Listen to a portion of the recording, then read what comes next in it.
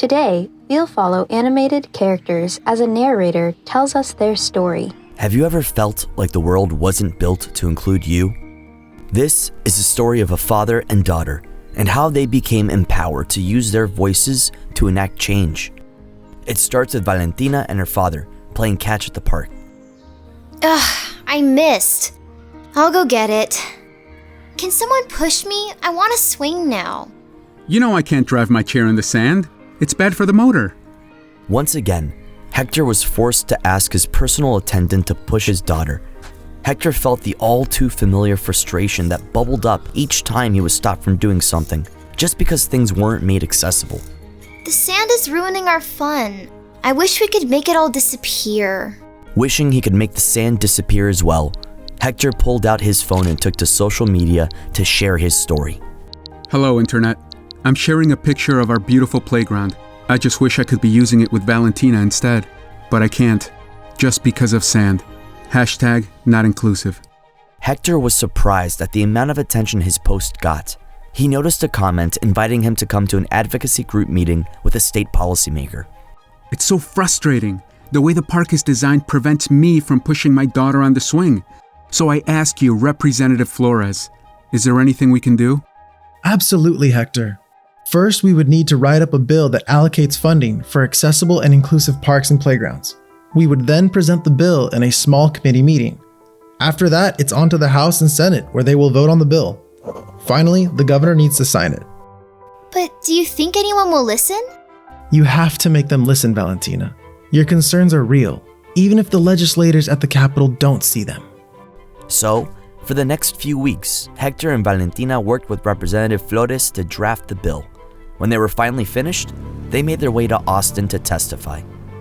Sand, something that seems trivial and small to you, excludes mi hija and I. Today, I ask you to pass this bill because she deserves to have her papa push her on the swings just as much as you or anyone else. Hello there, Internet. It's Hector again. Yesterday, Valentina and I drove 10 hours all the way to Austin, Texas, just to tell our story. Now we need your help. Call your local representatives and tell them to fund accessible playgrounds. Hashtag access is a civil right. Hashtag inclusion matters. Over the next few weeks, Hector and Valentina told their story to the House of Representatives and the Senate. They rallied their community, and together they wrote letters, made phone calls, and held press conferences. The bill was finally passed, and the sand at the playground was replaced by rubber that Hector could drive his wheelchair onto. And so you see the power of Hector's testimony and how his involvement in the legislative process helped improve his community, not just for him, but for all community members with disabilities. If you are facing exclusion and inaccessibility, know that you can make change happen, just like Valentina and Hector. Higher! Higher! The Border Voices on Disability Project seeks to support people with developmental disabilities becoming fully included in their communities and exerting control over their own lives by increasing community capacity to engage in public policy activities. For more information on this project and others, visit pdnchildrens.org.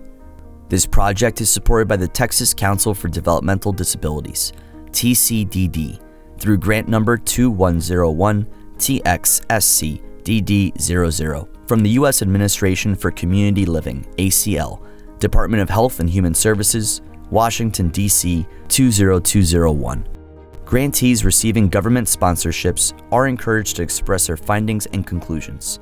Opinions do not necessarily represent official TCDD or ACL policy.